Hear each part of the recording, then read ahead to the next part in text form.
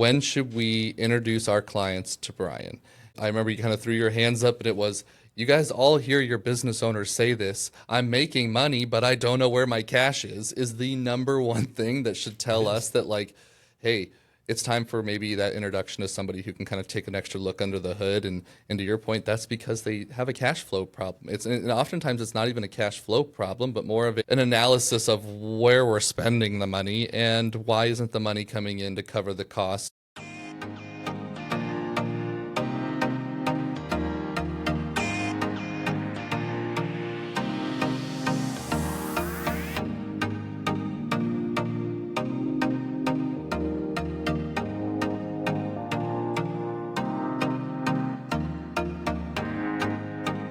All right. Well, we're here at the Ask Anthem podcast.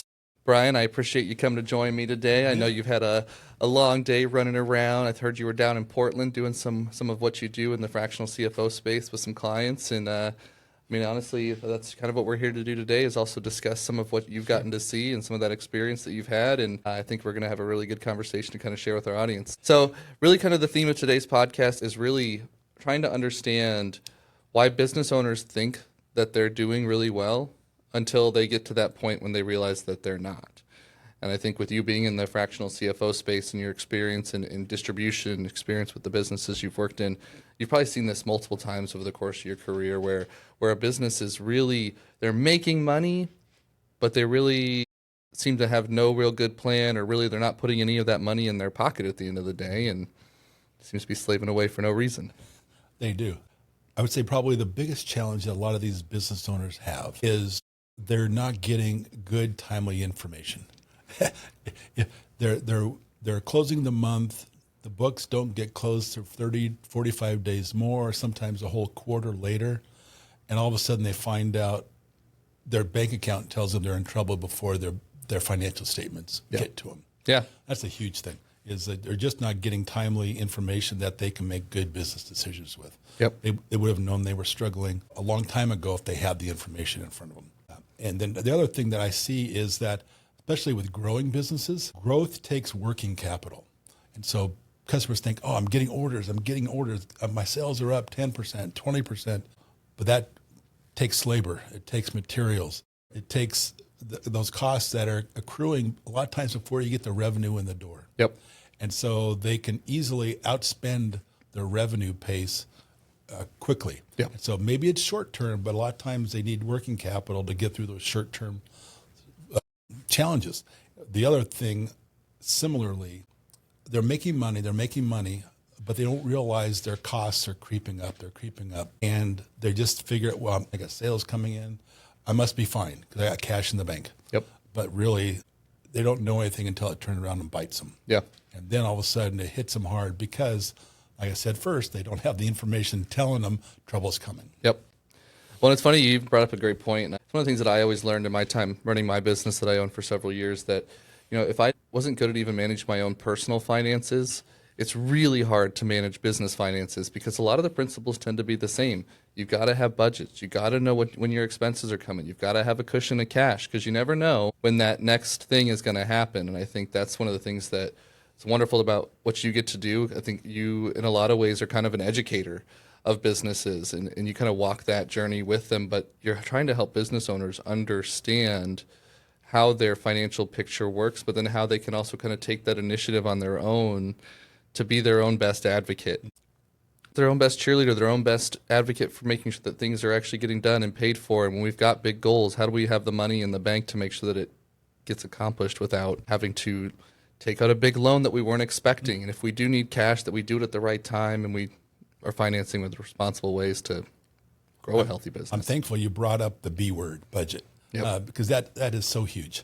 You know, I know the statistics a few years ago was that over 80% of small businesses in this country do not have a budget. Yeah. And that is based on small businesses being under $250 million a year in revenue. Yeah. I would say that of the businesses under $50 million a year in revenue, the number is probably closer to 95, almost 100% are functioning without a budget. Yeah. Without a budget, you have no idea what to expect to pay for expenses. You don't have any idea what your forecast revenues are going to be. You're truly flying by the seat of your pants and just hoping and praying rather than planning. Yep. And I know, and again, I'm on the tax preparation and tax strategy side of it, so I get to see kind of everything kind of at the end of the day. And I would say that that's one of the big things I noticed that is a difference between a business that is truly profitable versus a business that is just making money, is that they know where their cash is going. They know where they're allocating their time and their budget specifically. It's not just, ooh, we want to move into a new space because we think we've outgrown our old space, but then we didn't plan for the fact that the new space is 25% larger and maybe 50% more expensive. Right. And so what you get to do in the financial forecast to help business owners kind of make that decision is, I think, a really powerful tool. Well, answer me this then, kind of piggybacking off of that. When is the time that you usually see business owners hit that point where they're like, oh no, I've stepped too far over the line. How do I pull myself back in? What's kind of the next steps you think business owners take if they don't have a CFO or a fractional CFO? I would say, as a general rule, there are certain revenue thresholds where I tend to see those barriers hit. I know usually about $1 million a year in revenue is kind of the first big wall they run into. That's where they have to kind of stop. They've grown, worked hard, grown, and now they kind of have to recalibrate their business and figure out how to restructure their people and everything to deal with the growth. Yep. Then they grow to about 4 or 5 million. They start hitting another wall. It's like, okay, organization is only big enough to take us that far. Yep. Now we have to restructure to go and grow further. So those are kind of general rules, but they're pretty universal. Yep. Those barriers can hit sooner or later. You can't just expect that my organization, my business, the way it is today, is going to be able to take me to 25 million. Yeah. You're going to have to be ready to evolve and change and retrench in preparation as your business grows. Yep. Well, walk me through that. I know we have business owners in our audience that enjoy listening to the podcast, watching the podcast. And I really want to know, give us one of those real world examples. I know you've worked with hundreds of businesses. So you've really gotten to see the ins and the outs and the ugly and the beautiful and the great growth stories. But if there's one that sticks out to you where you remember seeing this business maybe go over that $5 million hump or maybe that $1 million hump, like you said, what they kind of did to get over the barriers, to get over that 1 million, 5 million, 10 million, 25 million. I mean, you mentioned something about organizational structure and changes and how those things go, but I want to hear it firsthand. Tell us a little, take us down a journey of somebody that is close and near and dear. Yeah, I would say it was before I was a fractional CFO, when I was actually CFO of a company. They were doing great. They were at 15 to 20 million a year in revenue. Wonderful. And how many locations was that place, if you don't mind me asking? It was like 50 or 60 locations at the time. And they were doing great. But they also knew that they needed to open up more locations. But that take, of course, a lot more staffing in the locations, but it also required additional management staff in the corporate headquarters. Yep. Those type of things. I remember that day. It's like, okay, the management staff right now is not capable of handling any more stores. Yep. We have to hire more staff, more management, and we have to reassess who covers which stores, which locations. So that was a huge thing, and it took, I would say, about 18 months of going through the minutia of that change process to where the business was restructured to the way it needed to be. And did you think, was the revenue kind of flat at that time, or was profit kind of dipping during that time? You said it's 18 months. That's a long time for a business to be in the minutia, as you said. Yeah. So really, what were the numbers like during that 18 months? The revenue kept growing. Profitability was struggling. Yeah. Without good management overhead, then the people in the stores, their cost of goods was struggling. Yeah. Because they had no oversight to help them be accountable to keep the numbers in line. And so that was really the rub. It came right down. It came from the top of the corporate structure, and it hit the ground level at the store. Yep. And so revenues kept going up, gross profits, and then net profits were struggling. Yeah. And still profitable, but just not growing at the rate. Yeah. I mean, once that was all settled in, everybody felt good about the structure, and it was structured to continue growing, handle more growth, then the profitability matched the revenue really quick. Very nice. And came back in line. Well, and I know that's one of the things that always kind of sticks out for me as I'm working with business owners, again, on the side that we do in the strategy space. And it's when we see businesses that have gone through a point of expansion, or we went ahead and opened a second location, and we start seeing top line continue to go up, but then we don't really see any reciprocal profit margin or profit that's kind of following. What are some of the major warning signs that you think you've probably seen other than that with the businesses you've gotten a chance to work with? I would say, to your example specifically, when someone adds a new product, a new SKU, the warning sign that I see is if I were to ask them, well, that new product you put in, how profitable is that product? If they tell me, I don't know, and then I say, okay, we got some homework to do. Yep. They don't have any tracking mechanism, any reporting mechanism to know how these new changes are affecting the overall financial well-being of the company. Yep. Is that new SKU profitable? Is that new division profitable? Is this new product line making us money? And if not, why not? And if it needs a little bit of time, how much time? Yep. Those questions need to be asked, and if they're not able to answer those, it's a warning sign. Yep. And so then you just mentioned something that really kind of brought another question to my mind. Going through that transition, going through that change, what would you say from a CFO perspective are the three main metrics that business owners really should be aware of, tracking, understand when they're going through these transition periods, these growth phases, or even just trying to continue to stay profitable? For me, it's gross profit percentage. I mean, what's your revenue minus your cost of goods? Yep. As a percentage of revenue. That's first thing. And you need to know what that is. And if that number's been inconsistent coming into these changes, then you're setting yourself up for challenges. Yep.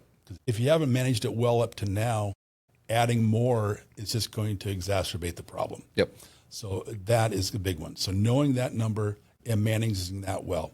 And so that led right back into what I said before. You need to know in these growth stages what's making you profitable, and are you able to stay profitable with the additional product mix or the current product mix? That's a big one. I would say the other one, I call it the cash conversion cycle, and it is how quickly is the cash getting into your bank account? You have to order a product. A lot of times you have to pay for it. Then you sell it to a customer, and then you get paid. Maybe you get paid immediately with a credit card, or maybe you have to wait 30 days, 60 days to get paid. Yep. From the day you've had to lay out cash until you get the cash in the door, how long is that time period? Yeah. The more you can shorten that, payables outstanding against your days sales outstanding, those two numbers are just key to making sure that you compress those, get those in line so that you're not outrunning your cash. I know one of the things that I've seen you do with some of the businesses that we've worked on together is you just mentioned it with the cash cycle, understanding how quickly cash comes into the business after you put cash out of the business. So when it comes to helping business owners do financial forecasting, it's one of the things I've seen that I think really opens business owners' eyes that you're able to really do. So if we were to take the financial forecasting, walk me through how having good, proper financial forecasting may help a business that has, let's say a 90-day lag time. They put money out, it's at least 90 days before the money comes back in. Where does the financial forecasting come in to help them understand how to make proper decisions? I'm a very practical, down-to-earth type CFO. I want to keep it simple. I can go in there with this huge spreadsheet, all these theories and nebulous numbers, but I like to go back to your personal finance analogy. Bring it back to their personal finances. How much are you bringing in the door every day? Yep. What's the cash coming in? And how much is going out? You can get all fancy about, say, well, we got our net sales outstanding is X days. And well, that just confuses and muddies the water. Let's get down to where the rubber meets the road. Yep. How much cash is coming in? How can you get that money in the door faster? Yep. Let's look at practical things you can do. Let's be practical. And then as far as the cash going out, well, how can we reduce the cash going out? Yep. I mean, short of not paying your vendors, what can we do? That turns out really well, doesn't it, when you don't do that? Always your short-term benefit, long-term pain. Yeah. Oh, yeah, don't pay our employees. That's another good way. We could do that. But I've never seen that one work out very well. So, yeah, that's the other thing is then having to look really hard at your expenses and make them look those really, really tough. Yep. Do you have any non-essential assets? Do you have any non-essential people, especially if they're seeing some significantly poor cash flow?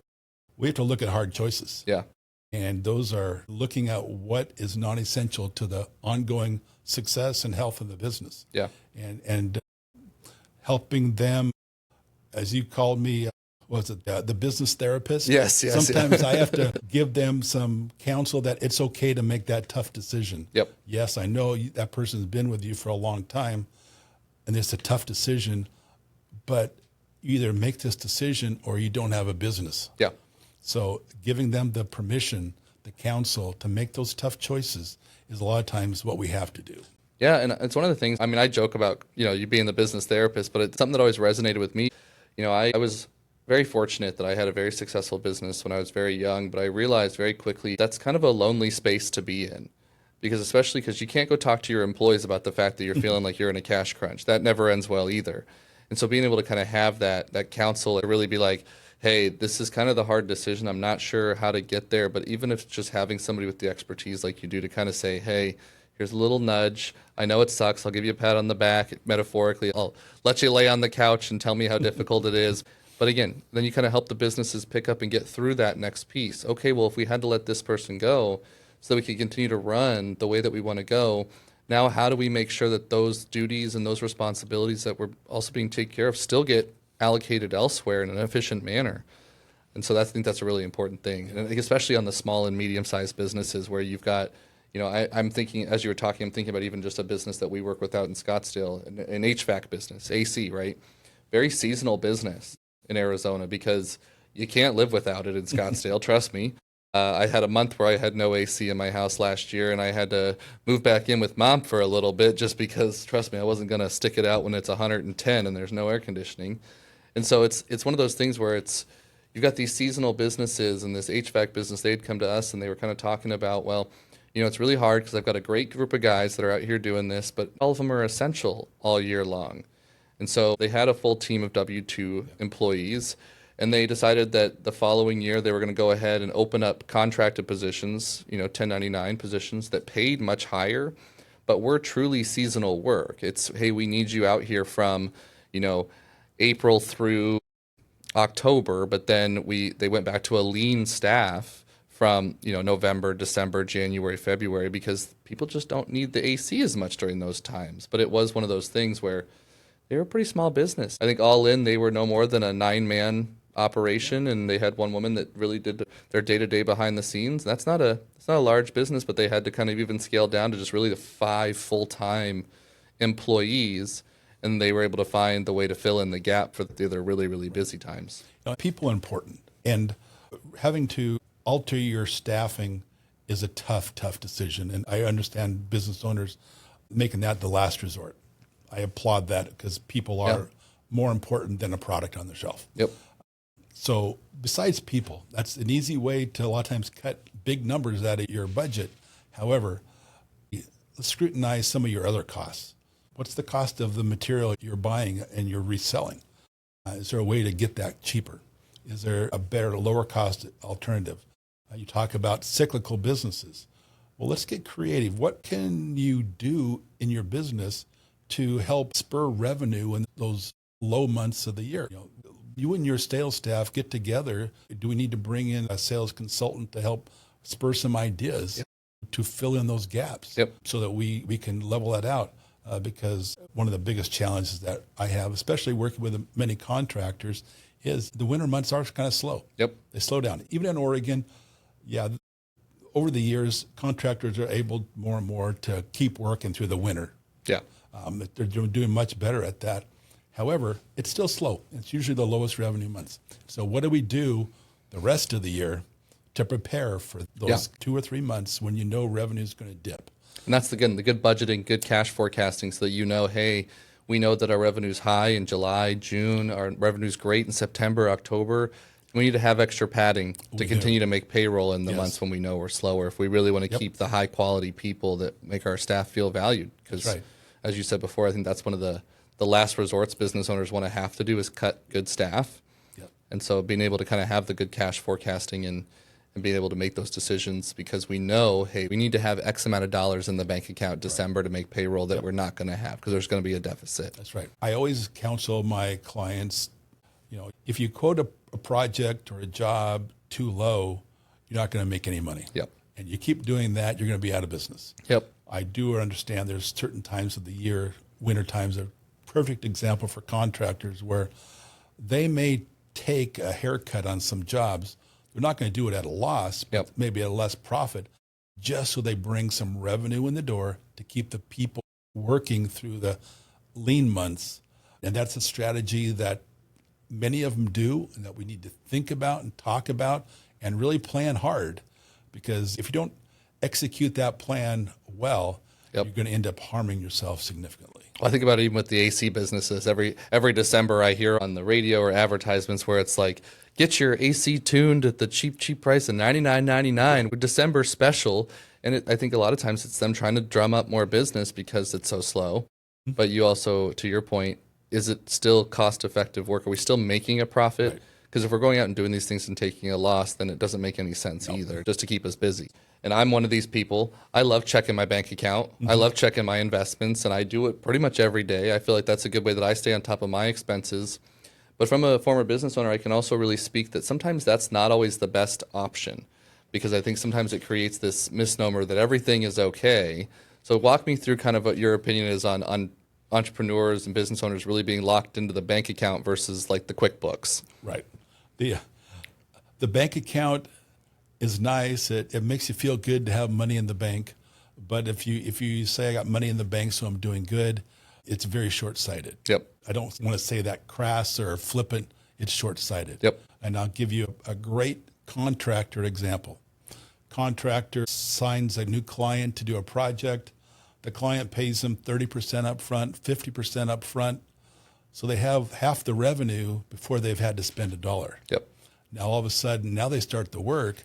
They have to pay out money for labor, for materials, for whatever else. And they've already spent that money that they got from the client. Yep. And so if you got cash in the bank and you think you're free to go spend it, you're going to end up hurting yourself in the long run. Yep. And there again, if you're not planning, budgeting, forecasting, and you don't know what that job is going to cost you, and you're not tracking the cost of that job, you're going to spend cash you truly don't have because that money you got for that product, that service, that job is money that is committed expenses. Yep. Well, I'll share. I think one of the things that always cracks me up when I'm working with a startup business or a first-year business, maybe even second-year business, that's really my passion. I love being able to watch those seeds really sprout.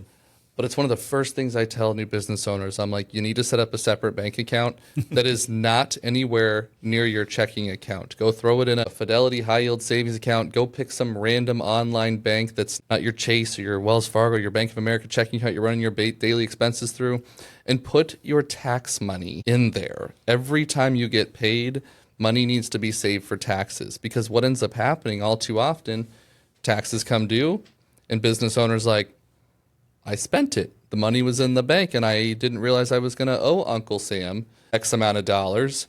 And then I have to have the conversation with them, well, now we owe penalties and interest because we didn't make the payments when we were supposed to.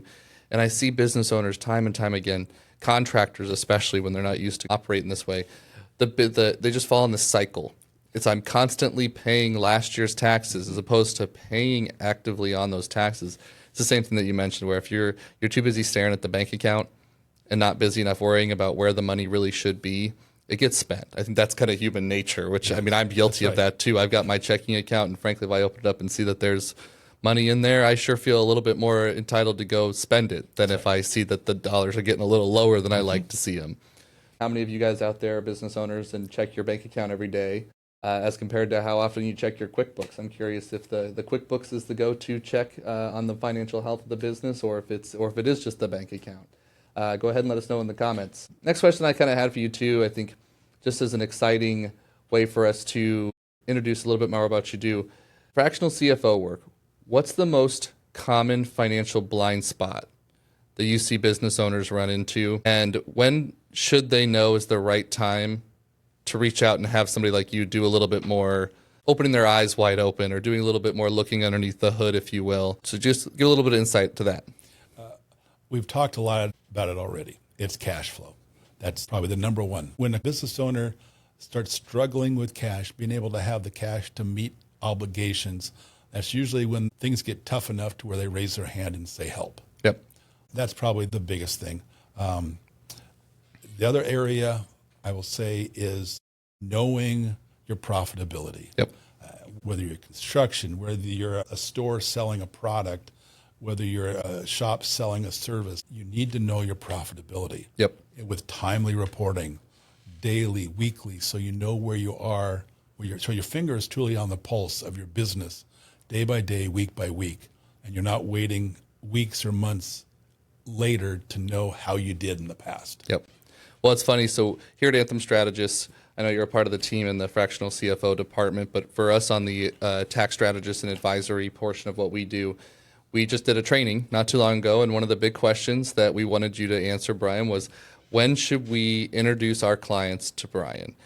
You guys all hear your business owners say this, I'm making money, but I don't know where my cash is the number one thing that should tell us that, like, hey, it's time for maybe that introduction to somebody who can kind of take an extra look under the hood. And to your point, that's because they have a cash flow problem. And oftentimes it's not even a cash flow problem, but more of an analysis of where we're spending the money and why isn't the money coming in to cover the costs, and kind of all does come back to those budgets. But again, I just thought that really stuck out to me when you were sharing that with the group, because it's like we all of us in the room, we're kind of like, we have people that tell us that all the time. Like, I'm making $1 million, but I don't feel like I'm making $1 million. Right. So it's kind of a cool way for us to go ahead and introduce a CFO into that discussion. The closely associated corollary is my revenues are 20% higher than they were last year, but I'm making less money than I did before. Yep. Similar problem, similar solution, just states itself in a different way. Yep. Well, so you also work with a wide variety of different business sizes, and I know that, again, you also have your favorite size of business to work with, but you find the challenge in each and every one of them. How far in the future should a small business be looking? Let's say a business under 12 or under $1 million bucks, versus how far in the future should a business that's doing 10 million look versus a business that's doing 100 million? How far should these financial forecasting really be going out? To me, the answer is the same regardless of your business size. And I thought you would say that. That's why I was curious. If a business owner really doesn't have anything in place today, start with 90 days. Yep. Just next 3 months, build a revenue forecast, build an expense forecast. What's your cash flow look like for next 90 days? Start with 90 days. Make it a digestible chunk of time that you can really tackle and deal with. And then once you get that, then now we're going to build it out to 6 months, a year. Ideally, a business owner would have a rolling 12 months of forecasts and projections. That would be ideal. There is a joke that, anything beyond a 2-year forecast is just totally guesswork. Yeah. But if you have a 1 or 2 year financial forecasts put in place, that's going to serve you really well. Yeah. I mean, if nothing else, it gives you a guideline, some rails to work within, and some structure to lead and guide your decision making. Yeah. And like I said, budgets don't necessarily have to be these hard and fast barriers that are like handcuffs on you as a business owner, but also they can be incredibly freeing to know that, okay, well, I'm projected to spend this much this year on this cost item. I don't see that. My costs are looking much higher than that. To know that you have a problem is freeing. Yes. Because now you're able to say, I have a problem. How do we fix it? We talked about it, the blind spots. I think the big time people don't realize they've got a problem until it's too late. That's kind of been the whole theme of our discussion today, is how do we have the proper roadmap to get us to where we want to be? And I used to always, when I was running my business, set my goals, and I used to always really enjoy that most of the time I actually exceeded those goals. But at the same time, if I didn't even have an idea of what I should be spending, how much I should be making, what cash should be coming in, I would kind of be lost. And that's not to say that there weren't times I didn't pivot. I remember there was one point I thought it would be a good idea to open a second part of my business. And so I was in the healthcare space, and there was a healthcare industry that was adjacent to what I was doing. And I was like, I think this is going to be great for my clients. This is going to be great for additional revenue. This is going to be great for everybody. Everybody wins, wins, wins, wins, wins. And so I went down that road, and it took me about 6 months to realize I had no clue what I was doing because I was only good at my niche of healthcare. And I had to kind of, take the detour back to my main road. But because I already kind of knew where I was headed, it really didn't throw me off course. It didn't derail my business. I had planned, I had budgeted, I was aware of how I was going to get here. And then I was like, oh, road closed. Well, good thing I can just kind of turn around and go right back to where I was before. Tell me a little bit about a story, though, for a business that you've worked with where they didn't have a roadmap. You've come in, you've helped them establish that general roadmap. What did you see specifically with the business owners, and how did that change their business and their personal lives? It was interesting when about a year ago, I was working, it was a small company. The business owner had a small consulting company. I don't want to talk about what it was, but they were looking at starting new revenue streams. And they wanted to put some forecasts in place. What's this going to look like? And I truly, over 3 months, I was an intense thought partner with that person. And Business therapist. As a therapist, able to challenge every one of their thoughts and choices. And I kept asking them why. How's this going to impact your core competency, your core business? Are you going to cannibalize that for the sake of this new revenue stream? And so being able to really make that business owner think and rethink and evaluate their choices was critical to them. Yep. Because at the end of it, we probably went through, 5 or 6 iterations of what that business was going to look like. And she settled on new revenue streams that she felt good with, that she could do and not jeopardize her core business. And what kind of revenue that was going to bring in. And she was going to be able to do that with only minimal cost increase. Yep. It was fun and enjoyable because I really got to play, that devil's advocate, that thought partner that so many business owners don't have. I mean, you touched on it earlier. Many of them don't have that. Yeah. Maybe as a husband and wife, but to have an impartial person who's not stuck in the business to come and ask those sometimes obvious questions, sometimes tough questions that they don't want to address is just invaluable. And to just have one to bounce off those ideas can just be life-changing for a business owner. Yeah. Well, I think to the same credit, we keep kind of making the reference about being a good business therapist. To be a good human therapist, I guess, for lack of a better word, you do also have to kind of challenge your patient to think outside the box, to think out of their normal way of thinking. And I think that's really what you do for a lot of businesses is this is the status quo, but hey, what if I presented this idea to you? And it may not be what you want to hear because it may not be what you're doing and it may not be comfortable, but it's going to help you get over the next hump of get you to the goals where you really want to be. Yeah. So a couple last questions I got for you here. If we've got any business owners listening to our podcast today, what would be just a couple questions they should really self-reflect on after listening to our podcast today? Like those, what would you say the 1 or 2 main questions to ask themselves about their finances to really gauge the financial health of their business? I go back to profitability and taking some time to drill down to profitability at a product level, a service level, a division level.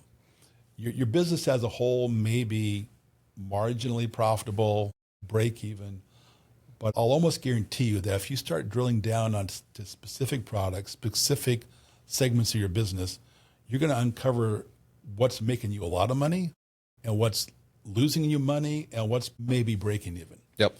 And it's going to allow you to identify some shifts you have to make in your business and allow you to have evidence and data to support some business decisions you have to make. Yeah. Well, then I'll wrap up with one bonus question. Okay. So like I said, we did our little training throughout the past couple days here up at Anthem in Salem. And one of our interns brought me a pretty interesting question the other day because I don't think he ever fully understood what it meant to be a fractional CFO, what it meant to be a CFO. And it got me thinking because I knew we had this conversation scheduled. How does somebody really even stumble upon being a CFO? One of the things about you, Brian, is you're not me. I'm the loudest guy in the room. And I'm surely always the center of attention, and I love it that way. But I see you sometimes be in that one-on-one discussion with a business owner, and it is like truly where you are meant to be. You ask all the right questions, you know all the right ways to kind of coach a business owner through those things. I think what you do is incredible. I think the value you bring to a business is incredible. But we're going to need more people like you in the accounting world. And I think that that's the most valuable piece that I can even ask you today for the next generation of people that are thinking, gosh, you know, Brian gets to do something that a lot of accountants don't really get to do. So tell me a little bit about if you had to give some advice of how to become a fractional CFO or how to even get in that world. Where do you go? Great question. Loaded question. Great question. Let me start off from a very high level. A business controller and most accountants, they're always looking backwards. It's reporting on what happened. A CFO's job is to look forward. Yeah. Okay. This data is great. Where the company's been is great now, but what does the future look like? And helping the company, the owner, come up with a strategy to take what we know has happened in the past and how does that relate to what the future of the company looks like and what changes, what business decisions do we have to make? Yeah. For the accountant who thinks what I do is fun, they're right. It is fun. I have the best job in the whole firm. And as fractional, it means that no one has to hire me full time. They get a fraction of me. I split myself up and help many people. Yeah. Which I think keeps you excited. I think that's part of why you enjoy doing it too, is because you get to be in so many industries with your hands in so many things now compared to when you were doing the full-time CFO work for one company. Right. You really get to see so much. Go ahead. No, you get it, absolutely. And I would say for those accountants, be a good accounting manager, be a good controller, get your feet wet, understand what it means to account for a business, the whole business. Yep. Not just a piece, not just a part of it, but the whole company. So you start understanding a business and how the numbers go in and out of the business, how money goes in and out, how revenue is derived. And then from there, you can start asking yourself, okay, so I see these numbers, but what does that mean for tomorrow? Yeah. What does that mean for next month?